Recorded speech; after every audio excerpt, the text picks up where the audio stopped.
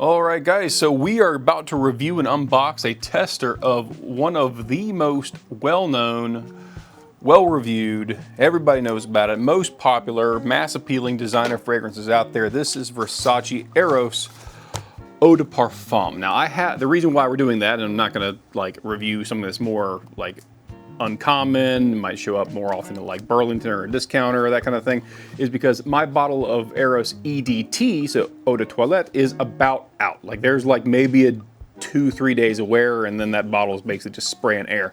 So I said I'm gonna go ahead and upgrade, or maybe not upgrade because it might not smell as good, who knows.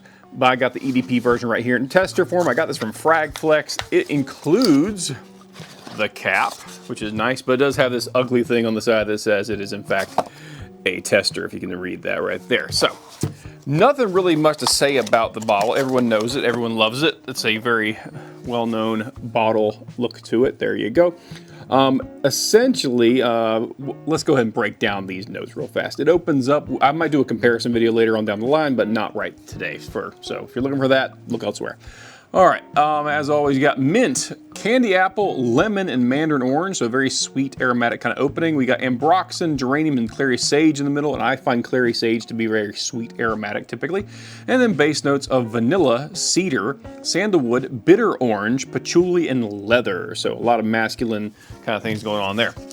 So the way we do it on this channel, we spray on paper, then we spray on skin. I give you my interpretation of both of those events because sometimes when you spray on paper, things tend to be more or less muted because the paper is not 98.6 degrees, but my skin is, which means some of those various chemicals and oils will disperse more quickly on the hot skin, which is why we spray on pulse points. The paper acts as a fairly decent analog or stand-in for people who like to spray on their clothing or maybe in their hair if they have hair. So after you see me do that, I'll blip out of existence for a split second, then I will come back and it'll be me wearing this for a few days, probably enjoying it, and I'll come back and talk about things like performance, longevity, projection, all that fun stuff. So without further ado, let's get this cap off. Let's go ahead and do a quick spray. There it goes. Standard atomizer, nothing special about it. Let's let it sit there for just a second. Yep, that's Eros. It smells nice. Definitely, it's like a bitter citrus opening. I get a little bit of mint. It's very nice. I mean, I can already kind of smell the geranium and sage combo together. That's nice. I'm not getting any real vanilla outright, just a general sweetness to go along with those opening notes. Real fast, I'll put some paper here just to serve as contrast for the bottle. That can be kind of annoying if you can't see the bottle in full because of my black background. But yeah, that's nice. No complaints, very lovely. It's a little, I would say it's a little more citrusy than EDT, not that I'm doing a full comparison or anything. But yeah, that's very nice, very masculine, super mass appealing, blind buy, safe opening. All right, let's go ahead and do skin. I will point out, I'm not noticing anything in the base, like vanilla, cedar, sandalwood, bitter orange, patchouli, leather, none of that's showing up off the top. So whatever this is more complex. So it's gonna open up with that mint. I'm liking the mint. The mint is very refreshing. You get that a little bit of that mandarin. I would not, it's more bitter on the top. The citrus is kind of a bitter citrus, at least on paper. All right, let's go ahead and move over to skin, where typically that citrus will come out a little sweeter. Okay, on skin, let's see how this goes. Let it flash, shake it out a little bit. I'm interested to see if that candy apple note comes out a little stronger, a little more sugary. And it does, it's there. Okay, it's not necessarily a sweeter vibe on skin, but it's a juicier vibe, like it's juicy orange, it's like juicy candy apple. It's really nice. The mint is more muted on paper. The mint comes out a good bit stronger. So if you're a clothing sprayer, you might end up having a more minty experience. If you spray mostly on your skin, it's gonna be more juicy and fruity. Definitely citrus forward, but it's, like again, it's not like a candy sweet, so that candy apple note, I'm not really getting that on skin or on paper in particular. It just smells like sweet, juicy fruit, like not like the gum, but like a juicy citrus, juicy apple juice. It's that kind of vibe. I'm not smelling sugar. All right, I'm also the sage is much more muted. That geranium-sage combo is more apparent on paper off the top. It's being kind of drowned out by all those fruit oils and those fruit-bearing chemicals, making that smell kind of push out really hard. So I'm gonna blip out of existence because that's my analysis of those opening notes. I imagine this will last for a little while, but I'll talk about all that stuff when I come back and blip back into existence. Note breakdown, projection, longevity, all the stuff that makes a fragrance more worth your while as a consumer, and then I will be back. So yeah, see you in a second. All right, so Versace Eros EDP, I've worn it, I've enjoyed it, and this is gonna be one of those fragrances that I kind of describe as probably one of your safer blind buys out there, especially in like the gift context. If you're thinking, oh, I wanna get someone a gift or a present or like someone's first cologne on the mail for dudes, obviously, this does a good job with that. You're not, they won't be disappointed. I would also say, and this is the only point I'm really going to compare to the EDT, this is a little more versatile, in my opinion, than the EDT version, which is more vanilla heavy. There's still vanilla in this, but it's more vanilla heavy in the EDT, which makes it more like nighttime winter fall kind of stuff going on, in my opinion. This is a little more fresh, a little more zesty. It's got some more like fruitiness in it, as well as a little bit of vanilla ambrox and some leather and stuff that kind of makes it more masculine. But the freshness kind of gives it a little bit more versatility, especially for the first few hours of wear.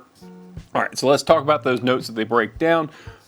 Blast of mint, blast of that candy apple. You get some citrus in there.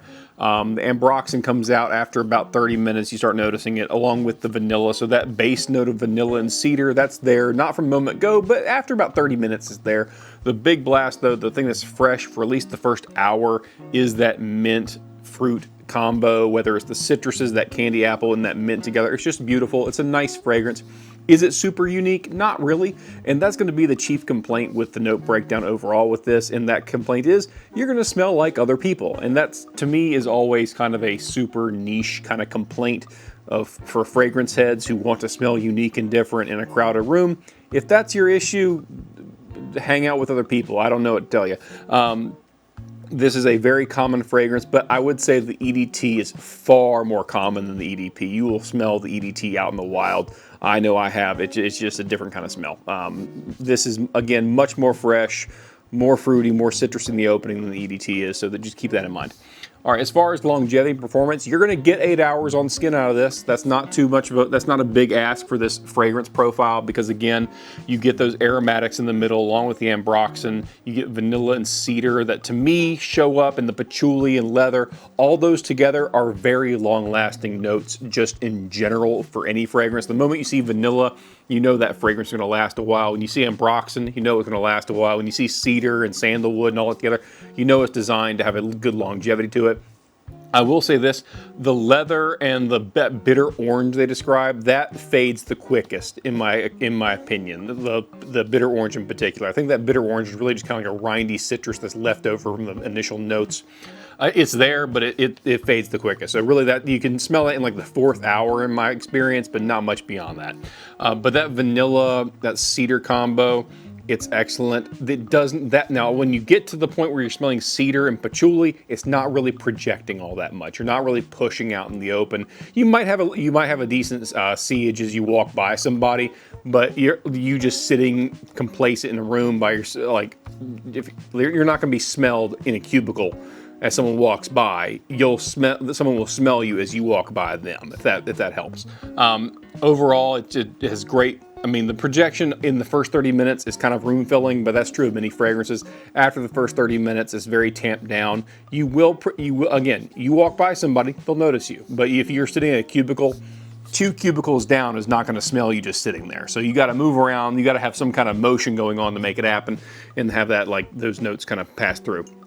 But overall, great fragrance. I don't have much else to say about it. It's very enjoyable. This is one of those easy ones where you go, I need to get someone a gift, and maybe this is their first fragrance. This is great, and this is a good wide age range. A teenager would enjoy this, all the way up to someone in their 50s would enjoy this. This is not an age restricted kind of like, you won't smell super young, you won't smell super old.